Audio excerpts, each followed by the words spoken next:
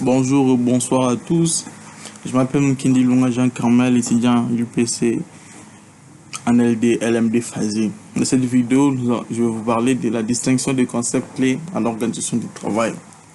Cette présentation clarifie les termes essentiels liés à la structure du travail.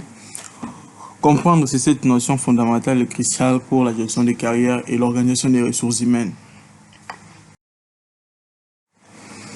Premièrement, nous avons la tâche, l'action élémentaire.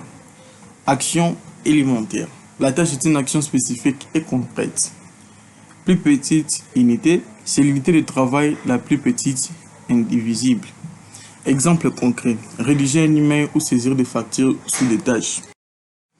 2. L'activité, l'ensemble de coordonnées. Objectif commun, une activité est un ensemble de coordonnées des tâches.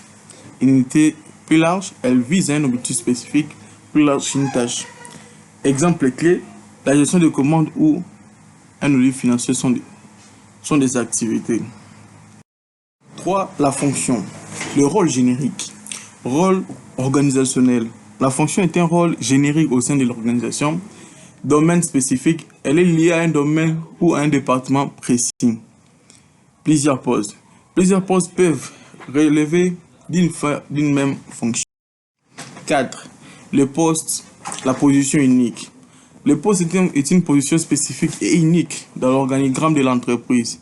Il est attribué à une personne et est défini par un ensemble précis de fonctions et d'activités, rendant chaque poste distinct. Position unique. Un poste est une position unique dans l'organisation. Attribué individuel. Il est attribué à une personne spécifique. Et il est défini par des fonctions et activités précises. 5. L'emploi, la relation contractuelle. Premièrement, la relation contractuelle. L'emploi représente la relation contractuelle entre l'individu et l'employeur. Il inclut les conditions du travail et la rémunération. La durée du contrat fait également partie de l'emploi. 6. Le métier, savoir-faire et compétences. Le métier englobe un ensemble de savoir-faire, de techniques et de compétences spécifiques. Il est acquis par la formation ou l'expérience. Il est reconnu dans un domaine d'activité.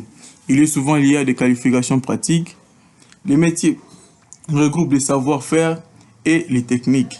Il s'acquiert par formation ou longue expérience. Il est reconnu dans un domaine professionnel. 7. La profession, règles et éthique. Règles strictes.